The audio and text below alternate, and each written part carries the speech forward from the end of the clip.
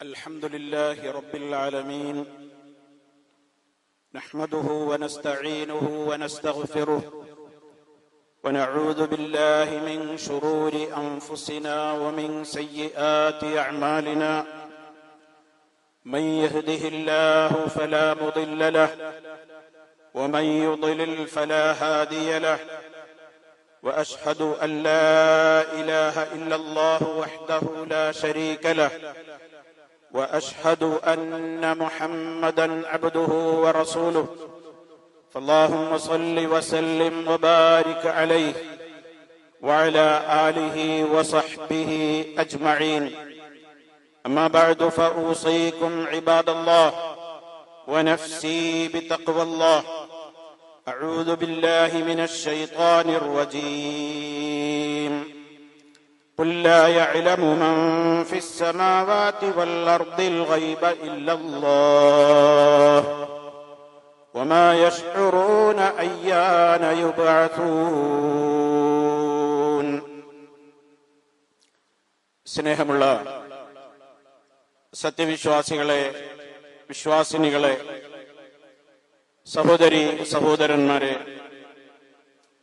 അല്ലാഹു സുബ്ഹാനഹു വ തആലയുടെ വിധിവിലക്കുകളും നിയമ നിർദ്ദേശങ്ങളും ജീവിതത്തിലുടനീളം കാത്തു സൂക്ഷിച്ചുകൊണ്ട് തഖ്വയുള്ളവരായി ജീവിക്കുവാൻ പരമാവധി പരിശ്രമിക്കണേ എന്ന് എന്നെയും നിങ്ങളെ ഓരോരുത്തരെയും ഗൗരവപൂർവം ഉണർത്തുകയാണ്, ഉപദേശിക്കുകയാണ്. അല്ലാഹു സുബ്ഹാനഹു വ തആല നമ്മെ ഏവരെയും തഖ്വയുള്ളവരിൽ ഉൾപ്പെടുത്തി അനുഗ്രഹിക്കുമാറാകട്ടെ. സഹോദരങ്ങളെ, ഇസ്ലാമിന്റെ വിശ്വാസം, അതിന്റെ അഖീദ വളരെ പവിത്രമാണ്, പരിശുദ്ധമാണ്, മാലിന്യങ്ങളൊന്നും തന്നെ കലരാത്തതാണ്. എല്ലാവിധത്തിലുള്ള ചൂഷണങ്ങളിൽ നിന്നും മുക്തമായ നിലക്കാണ് ഇസ്ലാം അതിൻ്റെതായ അധ്യാപനങ്ങൾ സമൂഹത്തിന്റെ മുമ്പിൽ പഠിപ്പിച്ചു പോയിട്ടുള്ളത്. അതേ അവസരത്തിൽ ഇന്ന് മനുഷ്യരുടെ ഭയത്തെയും അവരുടെ വ്യത്യസ്തങ്ങളായ പ്രതിസന്ധികളെയും കുടുംബ പ്രശ്നങ്ങളെയുമൊക്കെ ചൂഷണം ചെയ്തുകൊണ്ട് അവരെ ഭയത്തിന്റെ മുൾമുനയിൽ നിർത്തി ചില ആളുകൾ ഇവിടെ ലക്ഷങ്ങളും കോടികളും ആത്മീയ മേഖലയിൽ നേടിയെടുക്കുകയാണ്. ഇക്കൂട്ടത്തിൽ സമൂഹത്തിൽ നിന്ന് ഏറെ പ്രചാരം വന്നുകൊണ്ടിരിക്കുന്ന ഒരു കാര്യമാണ് ജ്യോതിഷം എന്ന് പറയുന്ന സമ്പ്രദായം. ആസ്ട്രോളജി എന്ന് ഇംഗ്ലീഷിൽ പറയപ്പെടുന്ന ജ്യോതിഷമെന്ന് മലയാളത്തിൽ ഭാഷാന്തരം നടത്തപ്പെടുന്ന ഒരു വലിയ തട്ടിപ്പ്. ഇത് പറയുമ്പോൾ ആസ്ട്രോണമിയാണോ ഈ പറയുന്നത് എന്നാരും തെറ്റിദ്ധരിക്കരുത്. ആസ്ട്രോണമി വേറെയാണ്, ആസ്ട്രോളജി വേറെയാണ്. ആദ്യത്തേത് ഇസ്ലാം അംഗീകരിച്ചതും രണ്ടാമത്തേത് ഇസ്ലാം കടുത്ത ഹറാമായി പരിചയപ്പെടുത്തിയതുമാണ്. ഇന്ന് ആളുകൾ ഇതിനു വേണ്ടി ഉപയോഗപ്പെടുത്തുന്ന ചില പ്രധാനപ്പെട്ട കാര്യങ്ങളുണ്ട്. മനുഷ്യരെ ഭയപ്പെടുത്തലാണ് അവർ ചെയ്യുന്ന ഒന്നാമത്തെ ഏറ്റവും കടുത്ത അക്രമം. ഭയപ്പെടുത്തിയിട്ട് അതിന് പരിഹാരം നിർദ്ദേശിച്ചു കൊടുക്കുക എന്നുള്ള മാർഗമാണ് അവർ ആദ്യം സ്വീകരിക്കുന്നത്. നേരത്തെ പറഞ്ഞ പ്രശ്നങ്ങളില്ലാത്ത മനുഷ്യരില്ലല്ലോ ലോകത്ത്. കടുത്ത സാമ്പത്തിക പ്രതിസന്ധി ഉണ്ടാകും, കുടുംബ പ്രശ്നങ്ങളുള്ളവരുണ്ടാകും, അതുപോലെ തന്നെ ശാരീരികമായി വലിയ വെല്ലുവിളികളും രോഗങ്ങളുമൊക്കെ അനുഭവിക്കുന്ന ആളുകളുണ്ടാകും. ഇങ്ങനെയുള്ള വ്യത്യസ്തങ്ങളായ പ്രശ്നങ്ങളില്ലാത്ത മനുഷ്യരില്ലല്ലോ. അവരെയൊക്കെ അവരുടേതായ കാര്യങ്ങൾ പറഞ്ഞിട്ട് ഭയപ്പെടുത്തി നിർത്തലാണ് ഈ ജ്യോതിഷികൾ ചെയ്യുന്ന, ആസ്ട്രോളജർമാർ ചെയ്യുന്ന പ്രധാനപ്പെട്ട ഒരു വിദ്യ. അവരോട് പറയും, നിങ്ങളുടെ ജീവിതത്തിൽ ഒരു വലിയ അപകടം വരാനിരിക്കുന്നുണ്ട് അടുത്ത് തന്നെ. നിങ്ങളുടെ കുടുംബത്തിൽ ബന്ധപ്പെട്ട ഒരാളുടെ മരണം അടുത്ത് സംഭവിക്കാൻ പോകുന്നുണ്ട്. അതോടുകൂടി ഇര പേടിച്ചു കഴിഞ്ഞു. ഇനിയാണ് അവരുടെ വിദ്യകൾ. എന്നാൽ നിങ്ങൾ പേടിക്കേണ്ടതില്ല. ഈ പ്രശ്നങ്ങളൊക്കെ നിലനിൽക്കുന്നവയൊന്നുമല്ല. ഇതിന് ചില പരിഹാര ക്രിയകൾ നമുക്ക് ചെയ്യാനുണ്ട്. അതിന് കുറച്ച് പണം വേണ്ടി വരും. അങ്ങനെ ആയിരങ്ങളിൽ തുടങ്ങി പതിനായിരങ്ങളും ലക്ഷങ്ങളും കോടികൾ വരെ അവർ പിടുങ്ങും. ഇതാണ് അവർ ചെയ്യുന്ന ഒന്നാമത്തെ ആസൂത്രിതമായ രീതി. മറ്റൊരു വിഭാഗം ആളുകൾ അവർ വ്യാജ കല്ല് കച്ചവടക്കാരാണ്, രത്നക്കച്ചവടക്കാര്.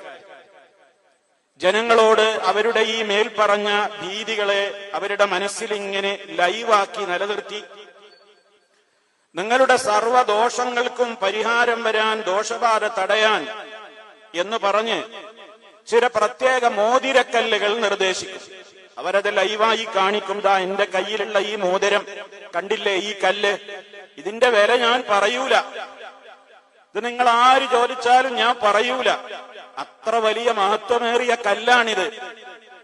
പക്ഷെ നിങ്ങൾക്ക് ഞാനുമായിട്ട് വാട്സപ്പിലോ ഫോണിലോ ഒക്കെ ബന്ധപ്പെടാം. അയാളെ സമീപിച്ചാൽ അയാൾ ഇതിന് വൻ വില പറയും. എത്ര 10 റുപ്യന്റെ കൃത്രിമക്കല്ല, അത് വെച്ച് അയാൾ കോടികൾ നേടും. ഇങ്ങനെയുള്ള ചില കല്ല് കച്ചവടക്കാരുണ്ട്. കൃത്രിമ രത്നവ്യാപാരികളുണ്ട്. അവരും ജനങ്ങളെ ഈ പേടിപ്പിച്ച് ഇരയെ വീഴ്ത്തിയിട്ടാണ് അവർ പണമുണ്ടാക്കുന്നത്. ഇതൊക്കെ ഇന്ന് നിങ്ങൾക്ക് സോഷ്യൽ മീഡിയകളിൽ സുലഭമാണ്. ഇന്ന് ലൈവായി നിലനിൽക്കുന്ന പച്ചയായ സത്യങ്ങളാണ് ഞാൻ വിളിച്ചു പറയുന്നത്. 3, അത്ഭുത സിദ്ധികളും തകിടുകളുമാണ് അവർ പ്രൊമോട്ട് ചെയ്യുന്നത്. സർവപ്രശ്ന പരിഹാരം എന്ന് പറഞ്ഞ് മന്ത്രിച്ച തകിടുകൾ നിങ്ങളെ ഏൽപ്പിക്കും, ഏലസുകൾ ഏൽപ്പിക്കും, രക്ഷാ കവചങ്ങൾ എന്ന് പറഞ്ഞുകൊണ്ട് നൂലും അതേപോലെയുള്ള വസ്തുക്കളും നിങ്ങളെ കയ്യിൽ തരും. എന്നിട്ട് പറയും, ഇത് ഞാൻ പറയും പോലെ നിങ്ങൾ കെട്ടിയാൽ, ശരീരത്തിൽ ബന്ധിച്ചാൽ, വീടിൽ ഞാൻ പറയുന്ന സ്ഥലത്ത് നിങ്ങൾ തൂക്കിയിട്ടാൽ, നിക്ഷേപിച്ചാൽ, കുഴിച്ചിട്ടാൽ നിങ്ങളുടെ കടബാധ്യതകൾ തീരും, തൊഴിൽ ലഭിക്കും, നിങ്ങളുടെ വിവാഹം മുടങ്ങി നിൽക്കുന്ന മക്കളുടെ വിവാഹം നടക്കും, വൻ തുക ആ മേഖലയിലും അവർ ഈടാക്കും. തീർന്നില്ല. 4-മത്തൊരു വഴി, മനുഷ്യന്റെ ഈ നേരത്തെ പറഞ്ഞ മാനസികമായ ബലഹീനതകൾ മുതലെടുക്കാൻ, മനുഷ്യൻ ഏറ്റവും പ്രതിസന്ധിയിൽപ്പെട്ട് ഉഴലുന്ന സമയത്താണ് ഇവർ ഇടപെടുക. അങ്ങനത്തെ സമയത്താണ് ഈ ദുർബലരായ ആളുകൾ ഇത്തരം ചൂഷകന്മാരെ സമീപിക്കുകയും ചെയ്യുന്നത്. ഈ മാനസികാവസ്ഥക്കൊരു തകരാറുണ്ട്. ആ സമയത്ത് നമ്മൾ ആരെയാണോ സമീപിച്ചത് അവർ നമ്മെ വല്ലാതെ വഞ്ചിക്കുമെന്ന് മാത്രമല്ല, അവര് ഞങ്ങളെ വഞ്ചിക്കുകയാണെന്ന് തിരിച്ചറിയാൻ ഇരക്ക് ബോധം നഷ്ടപ്പെടുകയും ചെയ്യും. അവനവരുടെ വലയിൽ വീണ് കഴിഞ്ഞു. അവര് പറയുന്നതെന്തും അവർ വിശ്വസിക്കും. ഇത് ജാതി മതഭേദമന്യേ ഇവിടെ നടക്കുകയാണ്. ഞാനിവിടെ ജ്യോതിഷം എന്ന് പറയുമ്പോ ആ ജ്യോതിഷത്തിന്റെ പ്രവചനങ്ങൾ നടത്തുന്നവനാണ് ജ്യോത്സ്യൻ. അതൊരു മതവിഭാഗത്തെ, അത് അവരുടെ കാര്യമല്ലേ. മുസ്ലിമീങ്ങളോട് ഖുത്ബ പറയുമ്പോ എന്തിനാണ് ജ്യോത്സ്യന്മാരുടെ കാര്യം പറയുന്നത് എന്ന് ഒരു വേള ആരെങ്കിലും ശങ്കിക്കുന്നുവെങ്കിൽ അവരുടെ വിശ്വാസവും അവരുമായിട്ട് അവരുടെ വഴിക്ക് പോകാൻ അവർക്ക് സ്വാതന്ത്ര്യമുണ്ട്. നമ്മുടെ കാര്യമാണ് ഞാൻ പറയുന്നത്. മുസ്ലിമീങ്ങൾ എന്ന് പറയുന്നവർ, ലാ ഇലാഹ ഇല്ലല്ലാഹ് കേട്ടു വളർന്നവർ, അത് പറയുന്നവർ, ഇത്തരം ആളുകളുടെ മുമ്പിൽ പഞ്ചപുച്ഛമടക്കി ലക്ഷങ്ങൾ അടിയറ വെച്ച് തട്ടിപ്പിനിരയായി മാനഹാനി ഓർത്തുകൊണ്ട് പുറത്ത് പറയാനാവാതെ ചിലരൊക്കെ ആത്മഹത്യ ചെയ്തു, ചിലരൊക്കെ ബന്ധങ്ങൾ പിരിഞ്ഞു, ചിലരൊക്കെ ആത്മഹത്യയുടെ വക്കോളമെത്തി നിൽക്കുന്ന നൂറുകണക്കിന് ജീവിക്കുന്ന ഉദാഹരണങ്ങൾ നമ്മുടെ കേരളത്തിന് പറയാനുണ്ട്. നമ്മൾ മനസ്സിലാക്കണം. അത് ജ്യോത്സ്യൻ, ഇത് തങ്ങള്, അല്ലെങ്കിൽ ബീവി, ജിന്നുമ്മ, ജിന്ന് മെഹ്ളറ. ജിന്ന് മെഹ്ളറ എന്ന് പറഞ്ഞാൽ എന്താ, വലിയ വൻ വ്യവസായമായി ഇപ്പോ തഴച്ചു വളർന്നുകൊണ്ടിരിക്കുകയാണ് നമ്മുടെ തൊട്ടടുത്ത പ്രദേശങ്ങളിലൊക്കെ ജിന്ന് മെഹ്ളറകൾ. എന്താ മെഹ്ളറ എന്ന് പറഞ്ഞാൽ? ജിന്നുകൾ ഹാജരാകുന്ന സ്ഥലം അവർ നിശ്ചയിക്കുന്ന സമയത്ത് എരകളാണ്ട് എത്തുകയാണ്, പാഞ്ഞെത്തുകയാണ്. ആളുകളൊക്കെ ഒന്നിച്ചുകൂടി ദിക്റാണെന്ന പേരിൽ ചിലതൊക്കെ ചൊല്ലും, സലാത്ത് എന്ന പേരിൽ. അങ്ങനെയാണല്ലോ ശൈത്താൻ എപ്പോഴും നേരെ ഹറാമിട്ട് പ്രൊമോട്ട് ചെയ്യൂല, കൂട്ടിക്കലർത്തിയിട്ടാണ് അവന്റെ പരിപാടി. കുറച്ച് വിസ്മിയും കുറച്ച് യാസീനും കുറച്ച് ഫാത്തിഹയും ഇപ്പൊ കഴിഞ്ഞിട്ട് പറയും ഹാലിർ ഹാലിർ ഹാലിർ. അങ്ങനെ അമറലാണ് ഒരു മൂലയിൽ നിന്നിട്ട്. ഇവിടെ ഹാദറാകൂ ഹാദറാകൂ, അയാൾ വിളിച്ചു വരുത്താണ്. മറ്റു മതങ്ങളിലുണ്ട് ദൈവങ്ങളെ വിളിച്ചു വരുത്തിയ കൊട്ടിപ്പാടിയിട്ടും മുട്ടിപ്പാടിയിട്ടും. ഈ ലാ ഇലാഹ ഇല്ലല്ലാഹ് എന്ന പരിശുദ്ധ വചനത്തിന്റെ വക്താക്കളായി ജീവിക്കുന്ന ആളുകളുടെ മുമ്പിൽ ഇവൻ ഹാദിർ ഹാദിർ, എന്താ ഹാദിർ എന്ന് പറഞ്ഞ ഹാജറാകൂ, വരൂ വരൂ എന്ന് വിളിച്ചു വരുത്തുകയാണ്, ജിന്നുകളെ വിളിച്ചു വരുത്തുകയാണത്രേ. അങ്ങനെ പിന്നെ അവൻ ഒരു പ്രത്യേക ഹാവഭാവങ്ങളിലേക്കൊക്കെ അവൻ നീങ്ങി. അവൻ ആളുകളെ കയ്യിലെടുത്തു, ജനങ്ങളൊക്കെ പേടിച്ചു. ഇപ്പൊ ജിന്ന് ഹാദറായി. ഇനിയാണ് അവന്റെ തന്ത്രങ്ങൾ. അതിലെല്ലാം നടക്കും, അതിൽ നടക്കാത്തതൊന്നുമില്ല. അത്ര മോശപ്പെട്ട വൃത്തിഹീനമായ ഒരു സംസ്കാരം ഇന്ന് നമ്മുടെ നാടുകളിൽ സർവ്വ ജില്ലകളിലും അതിന്റെ ബ്രാഞ്ചുകൾ മുളച്ചു പൊന്തിക്കൊണ്ടേയിരിക്കുകയാണ്. എന്താണ് സുഹൃത്തുക്കളെ ഇതിന്റെയൊക്കെ കാരണം? നിങ്ങൾ നോക്കൂ. ഇത് ഒരു ഭാഗം അങ്ങനെയാണെങ്കിൽ നിങ്ങളുടെ ഓരോരുത്തരുടെയും സ്മാർട്ട് ഫോണുകളിൽ അറിഞ്ഞവരുണ്ടാകും അറിയാത്തവരുണ്ടാകും എന്ന് പരിശോധിച്ചു നോക്കൂ. ഒരു വൻ പരസ്യമാണ് ഇപ്പൊ നടക്കുന്നത്. ആരെയാ പരസ്യത്തിന് ഉപയോഗപ്പെടുത്തുന്നത്? സിനിമാ നടികളെ പോലെ, കായിക താരങ്ങളെ പോലെയുള്ള സെലിബ്രിറ്റികളെ. എന്താ നാടകം? അവര് മുൻമേ തയ്യാറാക്കിയ ഒരു സ്ക്രിപ്റ്റാണ്, ഒരു തിരക്കഥയാണ് അവർ അഭിനയിക്കുന്നത്. പക്ഷെ ഈ പൊട്ടൻ, ഇത് കാണുന്ന പൊട്ടൻ, അവനറിയില്ല ഇത് അഭിനയമാണെന്ന്. എന്താ രംഗം എന്നറിയോ? ഒരു സിനിമാ നടി, അവളുടെ കയ്യിൽ ഒരു ഫോൺ ഉണ്ടാവും, അപ്പുറത്തൊരു പെൺകുട്ടി ഇരിക്കുന്നു, അവളെ കാണിക്കൂല, ചിലപ്പോ കാണിക്കും. എന്നിട്ട് പറയും ആസ്ട്രോളജിയിൽ വിശ്വാസമുണ്ടോ? അപ്പൊ മാം, എനിക്ക് ഈ ആസ്ട്രോളജിയിലൊന്നും അങ്ങനെ വിശ്വാസമല്ല, അതൊക്കെ അന്ധവിശ്വാസാണ്, അങ്ങനത്തെ കാര്യങ്ങളിലൊന്നും എനിക്ക് താല്പര്യമില്ല. ഉടനെ ഇവൾ ഇടപെടും, സെലിബ്രിറ്റി. എന്നിട്ട് പറയും ഓക്കെ, ഞാൻ നിങ്ങൾക്കൊരു ആപ്പ് പരിചയപ്പെടുത്തുന്നു, ഇതിൽ നിങ്ങൾ നിങ്ങളുടെ DOB ഒന്ന് അടിക്കണം, ഡേറ്റ് ഓഫ് ബർത്ത്, ജനനത്തീയതി ഒന്ന് ഇതിൽ രേഖപ്പെടുത്തണം. ഓക്കെ, പ്രശ്നമൊന്നുമില്ല. അവള് വാങ്ങി ഡേറ്റ് ഓഫ് ബർത്ത് ഇതിൽ രേഖപ്പെടുത്തി. ഡേറ്റ് ഓഫ് ബർത്ത് രേഖപ്പെടുത്തി കഴിയുമ്പോഴേക്ക് ഈ സെലിബ്രിറ്റി ഇടപെട്ടുകൊണ്ട് ചോദിക്കും, എന്താ ഡേറ്റ് ഓഫ് ബർത്ത് ഒക്കെ എഴുതി പൂർത്തിയാകുമ്പോഴേക്കും മുഖത്തൊരു എക്സ്പ്രഷനൊക്കെ ഒരു മാറ്റമുണ്ടല്ലോ. അടുത്ത ചോദ്യം അതാണ്, ഏറെയെ വീണ്ടും വീഴ്ത്താനുള്ള അഭിനയം. അപ്പൊ ഈ ഇപ്പുറത്തുള്ള വിശ്വാസമില്ല എന്ന് പറഞ്ഞ ആളുണ്ടല്ലോ, അയാൾ തിരിച്ചു പറയുന്ന മറുപടി എന്താണെന്നറിയോ? എങ്ങനെയാണ് ഞാൻ ജീവിതത്തിൽ ഇന്ന് വരെ ഒരാളോടും പറയാത്ത രഹസ്യം ഇതിൽ വന്നത്? ഞാൻ ഇതുവരെ ആരോടും പങ്കുവച്ചിട്ടില്ലല്ലോ. എന്റെ അച്ഛനമ്മമാരോട്, വാപ്പയോട്, ഉമ്മയോട് ആരോടും ഞാൻ പറഞ്ഞിട്ടില്ലല്ലോ. ഇതെങ്ങനെ ഈ ആസ്ട്രോളജർക്ക് മനസ്സിലായി? ഇതെങ്ങനെ ഇതിൽ വന്നു? പുതുമയാണല്ലോ, ആശ്ചര്യമാണല്ലോ. വീണ്ടും സെലിബ്രിറ്റി ഇടപെടും. ഇതാ പറഞ്ഞത്. ഇപ്പൊ വിശ്വാസായില്ലേ? ആസ്ട്രോളജി വിശ്വാസായില്ലേ? എന്നാ പിന്നെ ഉപയോഗിച്ചു തുടങ്ങിക്കോ. ഇതിന്റെ ഒരു പ്രത്യേകതയുണ്ട്. ആദ്യത്തെ ചാറ്റിങ്ങും ആദ്യത്തെ കോളിങ്ങും ഫ്രീ ആണ്.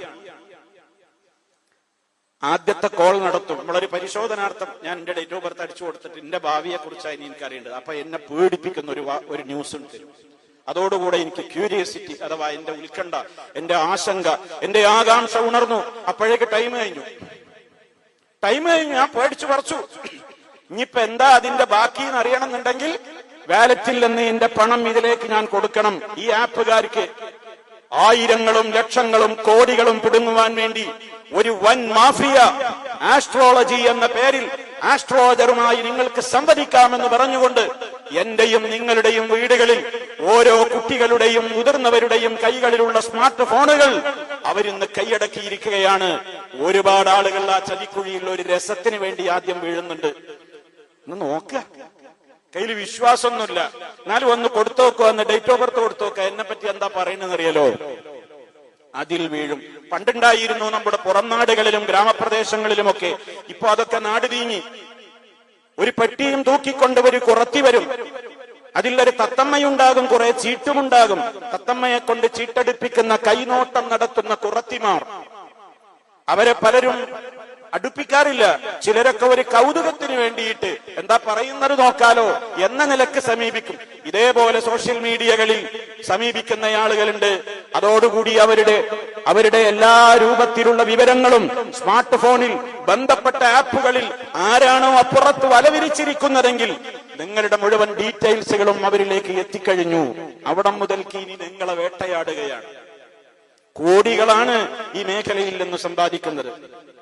ജ്യോതിഷം അത് സൈബർ മേഖലയിൽ പിടിമുറുക്കിയിട്ട് ആരാരും അറിയാതെ മറ്റൊരാരുടെയെങ്കിലും ഒക്കെ അടുത്ത് പോകുമ്പോ ജ്യോത്സ്യന്മാരുടെയോ തങ്ങന്മാരുടെയോ ബീവിമാരുടെയോ ജിന്നമ്മമാരുടെയോ ഒക്കെ മുമ്പിൽ പോയിട്ട് തന്റെ പ്രശ്നം, കുടുംബ പ്രശ്നമോ രോഗമോ കടമൊക്കെ പറയുമ്പോ ആരെങ്കിലും കാണൂലേന്ന് പേടിച്ചിട്ട് ആളുകൾ പോകാത്തത്, ഇതിപ്പോ അവനവന്റെ റൂമിലിരുന്ന് ആരും കാണാതെ ഇത്തരത്തിലുള്ള ജ്യോതിഷികളുമായി തങ്ങന്മാരുമായി ബീവിമാരുമായി സംവദിക്കുന്ന, അങ്ങനെ ലക്ഷങ്ങളും കോടികളും തട്ടിപ്പ് നടത്തുന്ന ഈ ഒരു വ്യവസായം എന്ന് തഴച്ചു വളരുകയാണ്.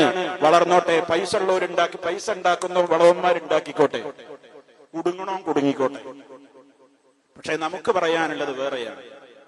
നമുക്ക് സംസാരിക്കാനുള്ളത് ലാ ഇലാഹ ഇല്ലല്ലാഹ് മുഹമ്മദുർ റസൂലുള്ളാഹ് വിശ്വസിക്കുന്ന മുസൽമാനോടാണ്. നീ അതിൽ കുടുങ്ങാൻ പാടില്ല, നമ്മളതിൽ കുടുങ്ങാൻ പാടില്ല. കാരണം നമ്മൾ ചെറുപ്പത്തിലെ നമ്മളെ പഠിപ്പിക്കുന്ന ഒരു വിശ്വാസമുണ്ട്. ഞാൻ തുടക്കത്തിലെ പറഞ്ഞു, ഇസ്ലാമിന്റെ വിശ്വാസം എന്ന് പറയുന്നത് ചൂഷണമുക്തമാണ്, പരിശുദ്ധമാണ്, പവിത്രമാണ്, കാലാതിവർത്തിയാണ്, സാർവജനീനമാണ്. ഇതൊക്കെ ഇസ്ലാമിന്റെ ഓരോ നിയമങ്ങളുടെയും പ്രത്യേകതകളാണ്. എങ്കിൽ സുഹൃത്തുക്കളെ, നിങ്ങൾ ആലോചിച്ചു നോക്കൂ. ഇത്തരത്തിലുള്ള ഒരു ഘട്ടത്തിൽ ഒരു വിശ്വാസി ഇതിൽ കുടുങ്ങില്ല എന്ന് ഞാൻ പറഞ്ഞല്ലോ. എന്താ കാരണം? വിശ്വാസികൾ പഠിച്ചു വെച്ചു, അവരുടെ റബ്ബിനെ പഠിക്കലാണ് ആദ്യത്തെ വിശ്വാസത്തിന്റെ പടിയെന്ന്.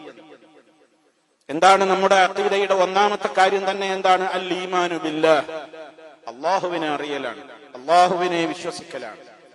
അള്ളാഹുവിനെ വിശ്വസിക്കുക എന്ന് പറഞ്ഞാൽ അള്ളാഹുവിന്റെ ഓരോ ഗുണങ്ങളും വിശ്വസിക്കലാണ്. അള്ളാഹുവിന് 99 നാമങ്ങളുണ്ട്. ഒരു ഹദീസിലൂടെ, മറ്റു ചില ഹദീസുകളിൽ നിന്ന് വ്യക്തമാകുന്നത് 99ലും നിൽക്കുന്നില്ല, 100ന്റെ അപ്പുറം പോകുന്ന വിശിഷ്ട നാമങ്ങളാണ് റബ്ബിനുള്ളത്. ഓരോ പേരുകളും അള്ളാഹുവിന്റെ വ്യത്യസ്തങ്ങളായ ഗുണങ്ങളാണ്, മഹത്വങ്ങളാണ്. അതിന്റെയൊക്കെ അർത്ഥവും ആശയവും ഗ്രഹിക്കൽ മുസ്ലിം സ്ത്രീ പുരുഷന്മാർക്ക് നിർബന്ധവുമാണ്. നമ്മളിൽ എത്ര പേർക്ക് അറിയാമെന്ന് അവരവരാണ് അവരവരോട് ചോദിക്കേണ്ടത്. ഒരുപാട് താരങ്ങളുടെ പേരുകൾ അറിയാം നമുക്ക്, ഒരുപാട് സെലിബ്രിറ്റികളുടെ പേരുകൾ അറിയാം നമുക്ക്. അവരുടെയൊക്കെ ഫ്ലക്സ് ബോർഡുകൾ വെക്കാൻ 1000ങ്ങളും 10000ങ്ങളും കൊടുക്കാനും നമുക്ക് മടിയില്ല. എന്നെ സൃഷ്ടിച്ച് എനിക്ക് വായു തന്ന, വെള്ളം തരുന്ന, ഓക്സിജൻ തരുന്ന, എന്നെ സൃഷ്ടിച്ച് പരിപാലിക്കുന്ന സർവശക്തനായ റബ്ബിന്റെ വ്യത്യസ്തങ്ങളായ പേരുകൾ അറിയുന്ന എത്ര പേര് ഈ ശബ്ദം ശ്രമിക്കുന്നവരുടെ കൂട്ടത്തിലുണ്ട് എന്ന് സ്വന്തത്തോട് ചോദിക്കുക. ഖബറിൽ വെച്ചാൽ ആദ്യം ചോദ്യം റബ്ബിനെ കുറിച്ചായിരിക്കും എന്നതും ഇതിനോട് ചേർത്ത് വായിക്കുക. മൻ റബ്ബുക്, ആരാടോ നിന്റെ റബ്ബ്? റബ്ബിനെ അറിയാത്തവർക്ക് അവിടെ അല്ലാഹു റബ്ബി എന്ന് പറയാനാവില്ല. ഖബറിൽ അള്ളാഹുവിനെ അറിയലാണ്.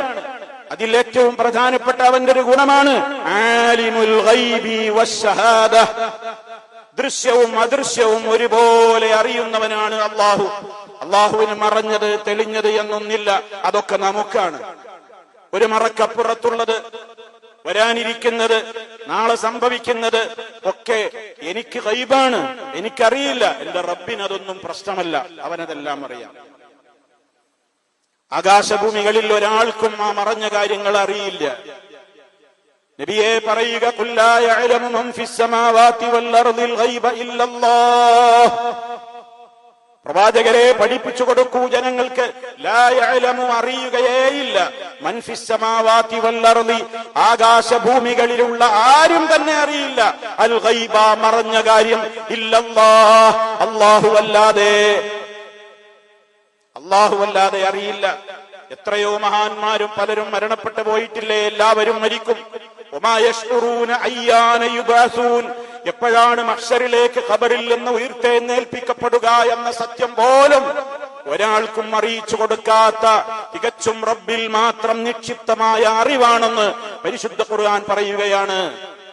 മുസ്തഫ സല്ലല്ലാഹു അലൈഹി വസല്ലം ഈ സമൂഹത്തോട് പഠിപ്പിച്ചു, ലാ അഅലമുൽ ഗൈബ, എനിക്ക് ഗൈബ് അറിയില്ല ജനങ്ങളെ.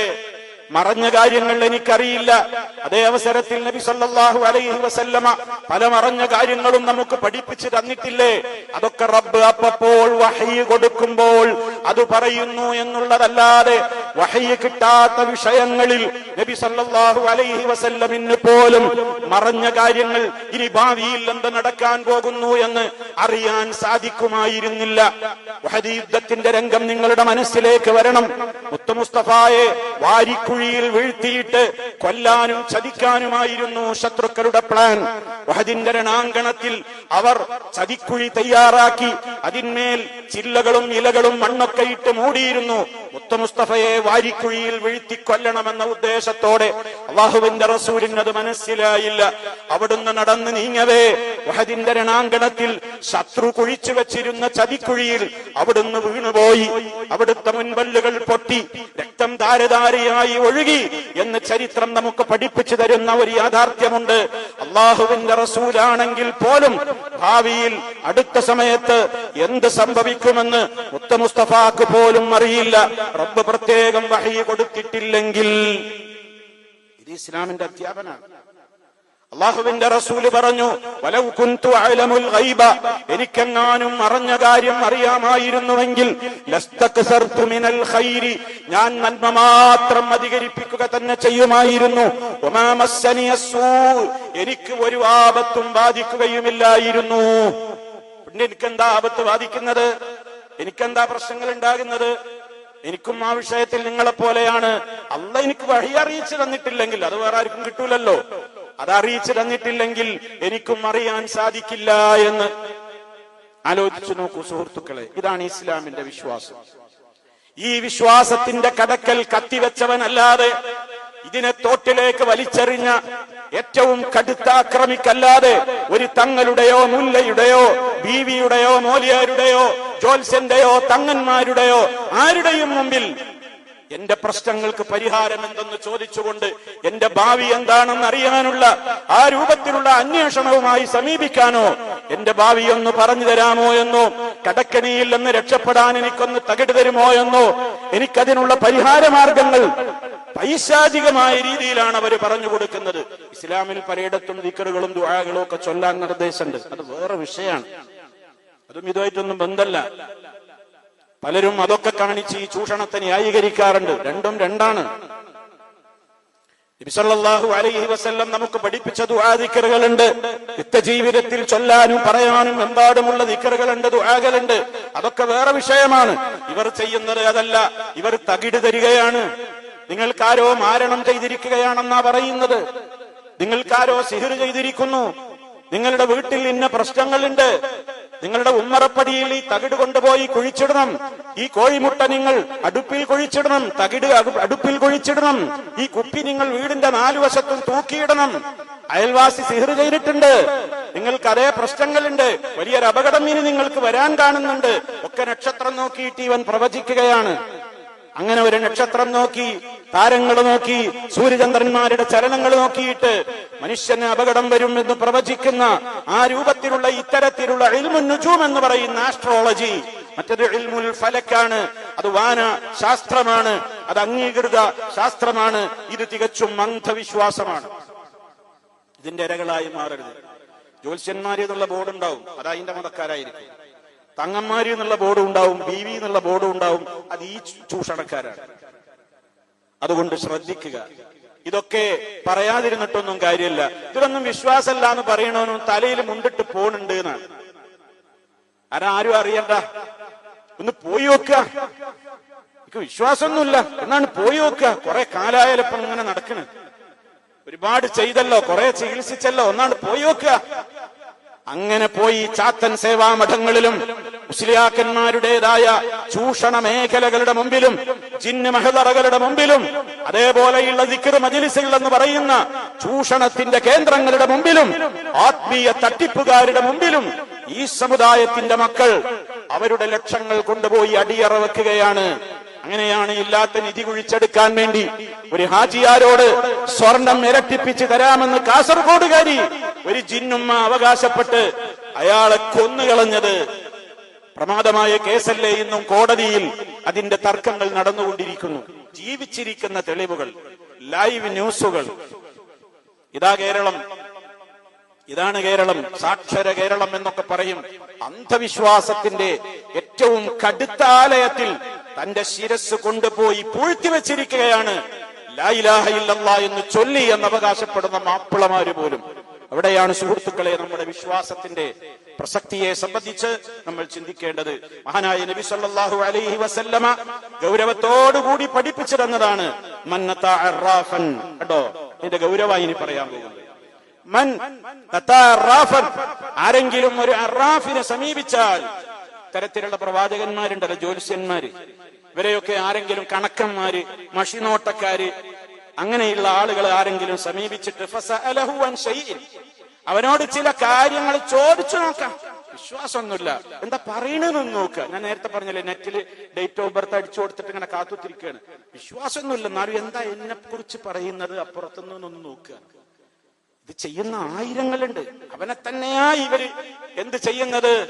ഏറ്റവും കൂടുതൽ കാത്തിരിക്കുന്നത് അവനെ എനിക്ക് കിട്ടും.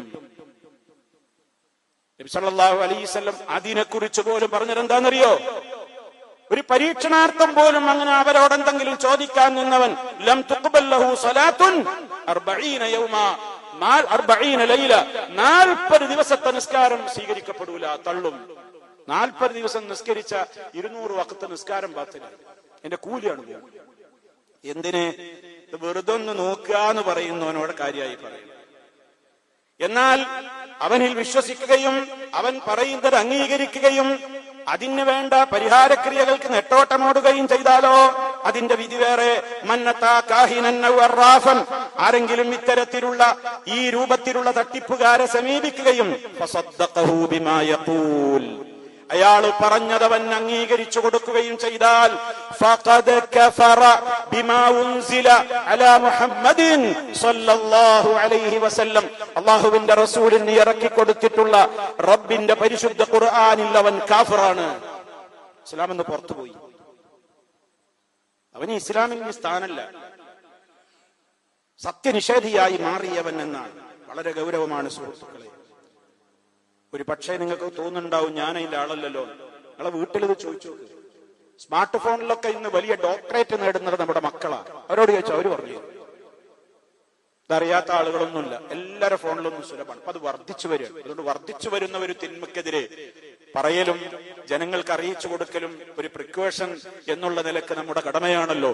അതുകൊണ്ട് ഓർമ്മപ്പെടുത്തുന്നു, റഹ്മാനായ റബ്ബ് പവിത്രമായ പരിപാവനമായ ചൂഷണമുക്തമായ അൽ ഈമാൻ, യഥാർത്ഥമായ വിശ്വാസത്തിന്റെ വക്താക്കളായി ജീവിച്ചു മരിക്കുവാൻ നമുക്കും നമ്മുടെ മക്കൾക്കും ബന്ധപ്പെട്ടവർക്കും തൗഫീഖ് നൽകി അനുഗ്രഹിക്കുമാറാകട്ടെ.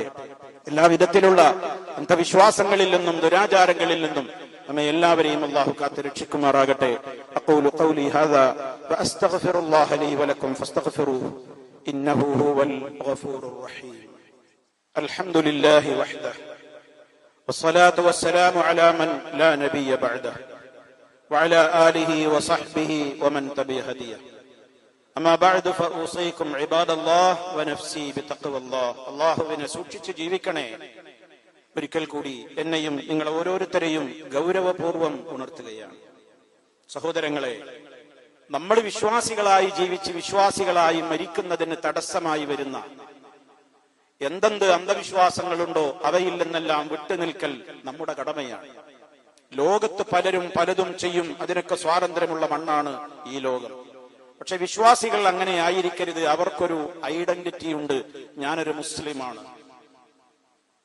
അതുകൊണ്ട് വല്ലവരും ഇതിൽ മുമ്പെങ്ങാനും പെട്ടുപോയിട്ടുണ്ടോ? സോഷ്യൽ മീഡിയയിലുള്ള ജ്യോതിഷമാണെങ്കിലും പുറമേക്കുള്ള ജ്യോതിഷികളെ സമീപിച്ചതാണെങ്കിലും തങ്ങന്മാരെയോ ഈ രൂപത്തിലൊക്കെയുള്ള കളഞ്ഞുപോയ വസ്തുക്കൾ കിട്ടാന് പണ്ടം പോയാല് പണം പോയാലൊക്കെ പോകുന്നുണ്ട്. ഇവരൊക്കെ തന്നെയാണ് അറാഫും കാഹിനും ഒക്കെ. എവിടെയാണ്, ആരാ കട്ടത്, ആരാ കൊണ്ടുപോയത്, ആരാ എനിക്ക് സേർ ചെയ്തത്, എവിടെയാ കുഴിച്ചിട്ടത്, എവിടെന്നാ മാന്തണ്ടത് എന്നൊക്കെ പറയുന്ന ആളുകളില്ലേ. ഈ തകിട് കെട്ടിക്കോ, ഈ ഏലസ് കെട്ടിക്കോ, ഈ നൂലിവിടെ ബന്ധിച്ചോ, ഈ പറയുന്ന എല്ലാ ചൂഷകന്മാരുമില്ലേ. ആരെങ്കിലും പോയോ? തൗബയില്ലേ? തൗബയുണ്ട്. തൗബയില്ലാത്ത തെറ്റേതാ ഉള്ളത്? എന്തു വേണം? ഇതുവരെ ചെയ്തതിലൊക്കെ ആത്മാർത്ഥമായ ഖേദം വേണം. നമ്പർ 1, ഒന്നാമത്തെ കണ്ടീഷൻ അതാണ്. നല്ല ഖേദം വേണം. പറ്റിപ്പോയി, അറിയുമായിരുന്നില്ല. ഇത്ര അബദ്ധമാണ് ചെയ്തത് പോയതെന്ന് അറിയില്ലായിരുന്നു. റബ്ബിനെ ഭയപ്പെട്ടുകൊണ്ട് അതിൽ നിന്ന് പിന്മാറണം. അല്ലാതെ എനിക്ക് വരുന്ന മാനഹാനി ഓർത്തിട്ടോ, നാട്ടുകാർ പറയൂലേ എന്നതോർത്തിട്ടോ, അയാളുടെ മുമ്പിൽ ഞാൻ കൊണ്ടുപോയി വെച്ചിട്ടുള്ള ധനനഷ്ടം ആളുകൾ അറിയില്ലേ എന്നതോർത്തിട്ടോ ഒന്നും ആയിരിക്കരുത്. എന്റെ റബ്ബിനത് ഇഷ്ടമല്ലല്ലോ, ഞാൻ പെട്ടുപോയില്ലേ, റബ്ബേ പൊറുക്കണേ എന്ന നെടും ഖേദമാണ് ഒന്നാമത്തെ കണ്ടീഷൻ. രണ്ടാമതോ, ഇനി അത്തരം ചൂഷകന്മാരെ ഞാൻ സമീപിക്കില്ലെന്ന ദൃഢനിശ്ചയം. ഇനി ആര് എന്നെ പ്രലോഭിപ്പിച്ചാലും, അതെന്റെ സ്മാർട്ട് ഫോണുകളിൽ വരുന്ന ആഡുകളാണെങ്കിലും മറ്റാരാണെങ്കിലും, എന്നെ എന്ത് നിലക്ക് എന്നെ പ്രലോഭിപ്പിച്ചാലും ഞാൻ അതിൽ കുടുങ്ങൂല. എനിക്ക് വരുന്ന ഖൈറും ഷർറും എന്റെ റബ്ബാ തീരുമാനിക്കുന്നത്. ഞാൻ എന്റെ റബ്ബിലാണ് വിശ്വസിക്കുന്നത്, ഞാൻ എന്റെ റബ്ബിലാണ് തവക്കുൽ ചെയ്യുന്നത് എന്ന ദൃഢനിശ്ചയമാണ് രണ്ടാമത്തെ കണ്ടീഷൻ. മൂന്നാമത്തെ കണ്ടീഷൻ, അത്തരത്തിലുള്ള ആളുകൾ തന്ന വല്ല ശേഷിപ്പുകളും നിങ്ങളുടെ അരയിലോ കയ്യിലോ വീട്ടിലോ ഉണ്ടെങ്കിൽ മുഴുവനെടുത്ത് ഊരി നശിപ്പിക്കണം. അരയിൽ കെട്ടിയ ഏലസുകളുണ്ടോ, നൂലുകളുണ്ടോ, മന്ത്രത്തകിടുകളുണ്ടോ, മന്ത്രച്ചരടുകളുണ്ടോ, മുഴുവനും ഊരി വലിച്ചെറിഞ്ഞേക്കണം. എന്നിട്ട് അല്ലാഹുവിനോട് റബ്ബേ പറ്റിപ്പോയി ആത്മാർത്ഥമായി ഖേദിച്ചാൽ റഹ്മാനായ റബ്ബ് എല്ലാം പുറത്തു തരും. അതുകൊണ്ട് വിശ്വാസത്തെ വിശുദ്ധമാക്കിക്കൊണ്ട് തന്നെ മുന്നോട്ട് പോയാലേ ലാ ഇലാഹ ഇല്ലല്ലാഹ് ചൊല്ലി മരിക്കാനും ഖബറിൽ വെക്കുന്ന സമയത്തുള്ള ഒന്നാമത്തെ പരീക്ഷയുടെ 3 പ്രധാന ചോദ്യങ്ങൾക്ക് മണിമണിയായി ഉത്തരം ചെയ്യാനും വിശ്വാസികളായ സ്ത്രീ പുരുഷന്മാരെ നമുക്ക് സാധിക്കുകയുള്ളൂ. അല്ലെങ്കിൽ കഷ്ടപ്പെടേണ്ടി വരും, നിലവിളിക്കേണ്ടി വരും, അട്ടഹസിക്കേണ്ടി വരും. പക്ഷേ അതൊന്നും കേട്ട് നമ്മോട് കനിവ് പറയാൻ, കനിവ് കാണിക്കാൻ ഒരാളുമില്ലാത്തൊരു ലോകത്ത് നമ്മൾ അപ്പോഴേക്കും എത്തിക്കഴിഞ്ഞിട്ടുണ്ടാകും. അള്ളാഹു കാത്ത് രക്ഷിക്കുമാറാകട്ടെ. ചെറുതും വലുതുമായ പാപങ്ങൾ അള്ളാഹു പുറത്തു തരുമാറാകട്ടെ.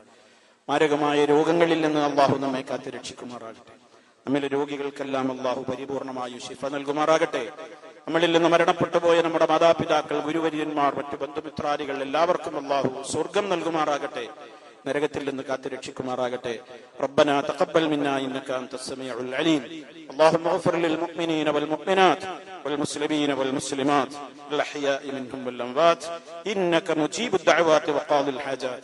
اللهم أعز الإسلام والمسلمين وأذل الشرك والمشركين. ربنا اغفر لنا ذنوبنا وكفر عنا سيئاتنا وتوفنا مع الأبرار والحمد لله رب العالمين.